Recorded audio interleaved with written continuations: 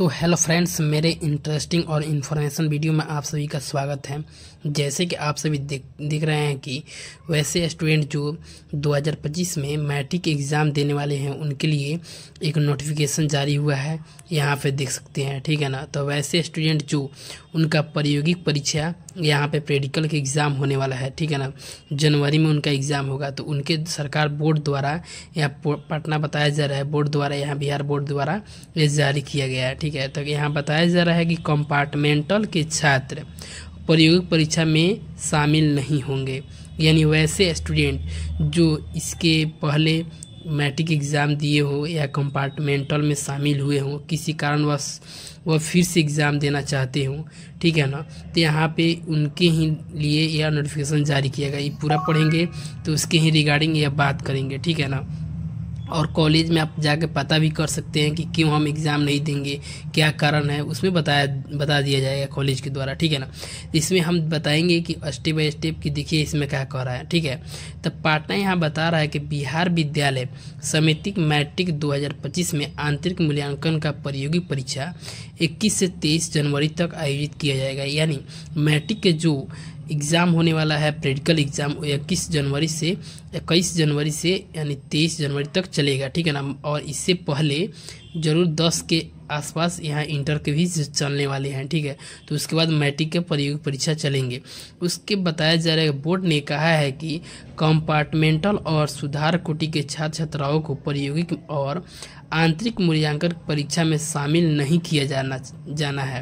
यानी वैसे स्टूडेंट जो कंपार्टमेंटल या सुधार कोटि के छात्र छात्राओं हो उनके यहाँ बताया जा रहा है कि वह इस एग्ज़ाम में शामिल नहीं होंगे, ठीक है ना।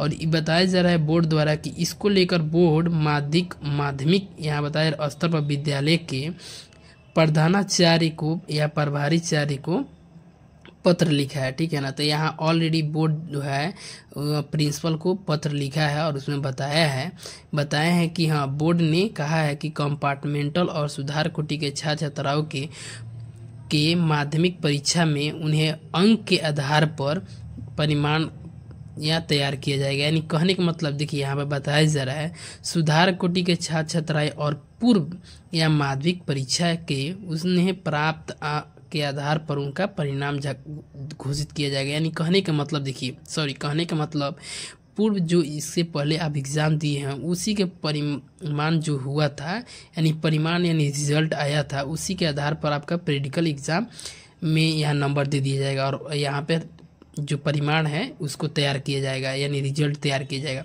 बोर्ड ने कहा है कि मैट्रिक परीक्षा 2025 में शामिल होने वाले छात्र छात्राओं के लिए प्रायोगिक परीक्षा आयोजित की जानी है।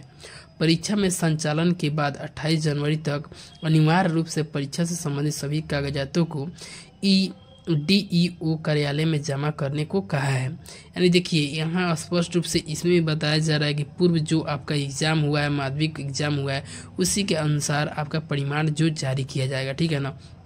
इसमें कोई सोचने वाली बात नहीं है। कॉलेज में जाए और पता कर सकते हैं कि हाँ मैंने क्यों एग्ज़ाम प्रायोगिक परीक्षा नहीं देंगे, उसमें कॉलेज में आराम से बता दिया जाएगा। लेकिन इसमें यहाँ से भी आप स्पष्ट हो सकते हैं कि यहाँ से बताया जा रहा है कि आपको एग्ज़ाम देने के प्रायोगिक एग्ज़ाम है, जो प्रैक्टिकल एग्ज़ाम देने की कोई ज़रूरत नहीं है।